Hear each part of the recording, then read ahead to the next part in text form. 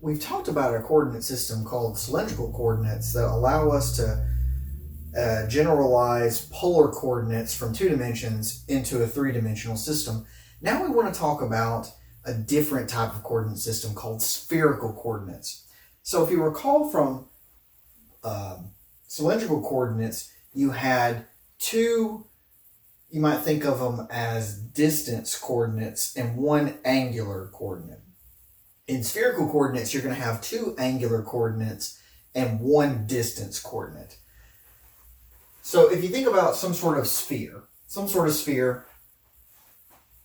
then if you rotate one angle and you rotate another angle, then you can describe every point on the sphere. Think like the Earth. There's latitude and longitude. Now, Earth is an ellipsoid, and it's not even really that, but if you thought of Earth as a sphere, you could think of latitude and longitude describing every point on the sphere where you follow the longitude in this direction, you follow the latitude in this direction, and where they intersect is the point on the sphere.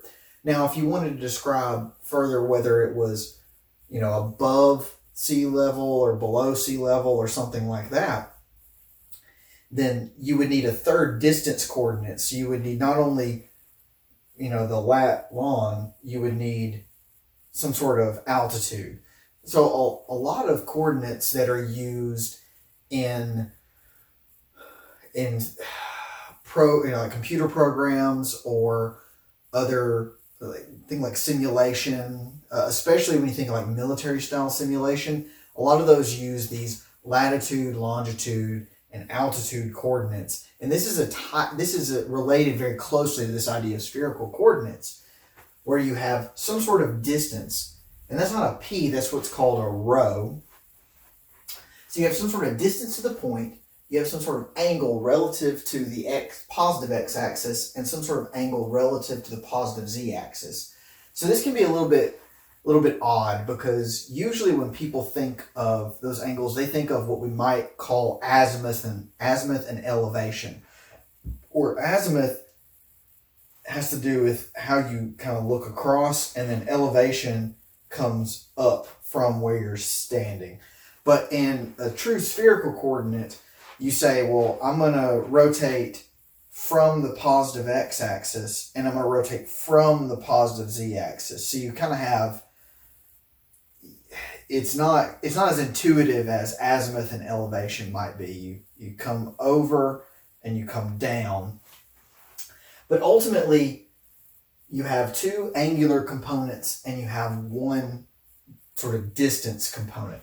And we want to talk about how those relate to what we think of when we think of our standard Cartesian coordinates. Well, if you see along this purple dashed line here, the distance from just the z-axis to the point, that's just the r that we might have thought of in a cylindrical coordinates. And this distance is the z that you might have thought of in cylindrical or Cartesian coordinates. And why am I mentioning that? Well, I'm mentioning that because this means this is also r. So this is r and this is r. So x and y are really r cosine theta and r sine theta, which we know. We know that from our relationships to cylindrical or polar coordinates. But how do we represent r in terms of these spherical coordinates? Well, if you look at this triangle here, r is related to rho and phi. So if this is a standard triangle, you would see that r is sine of theta, or sine of phi.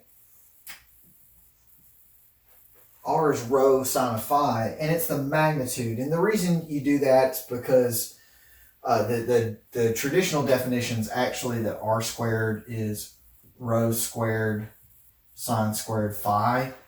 But this, you don't need this relationship. If you constrain r to be greater than or equal to 0, you can just take the magnitude. So whatever comes out of this, just that's the magnitude of it. But anyway, so now that we know that we have this rho sine of phi, we can use that as r cosine theta, r sine theta. So you have this rho sine of phi cosine theta, rho sine of phi sine of theta. So they're all related to each other in this way. And we see in this particular case, z is rho cosine of phi. And that should be straightforward because if r is the sine component, z is going to be the cosine component of that. And ultimately, and again, theta is theta when we go to cylindrical because it's the same theta we were dealing with in cylindrical coordinates. Now, if we want to take coordinates that we already have in Cartesian and cylindrical, it's the same idea. We just have to think about it a little more differently. So this should be straightforward. This is just a distance formula.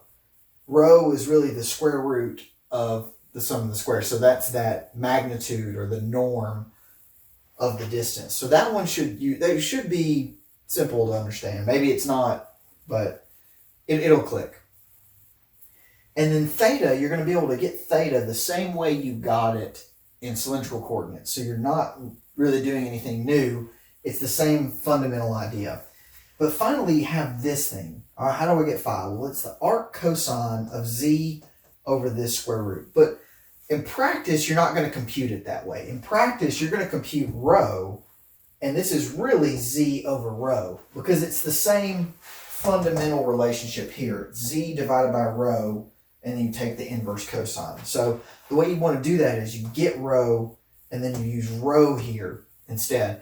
But for the purposes of something like maybe some sort of conversion, maybe writing a computer program, or maybe you're trying to do something very algorithmically, you might use this just to keep it straight.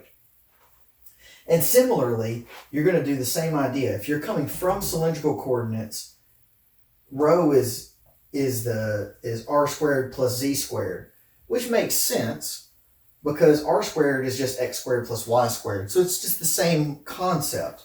Again, theta is theta because cylindrical and spherical coordinates also share a coordinate. That, just like cylindrical and Cartesian share a coordinate. And then phi is the arc cosine of z over, again, it's that rho. So again, in practice, you're going to compute rho, and that's going to make that a little more straightforward to compute. And we're going to do some examples to show how we can convert not only coordinates, but equations that are defined in spherical coordinates to see which one's more convenient.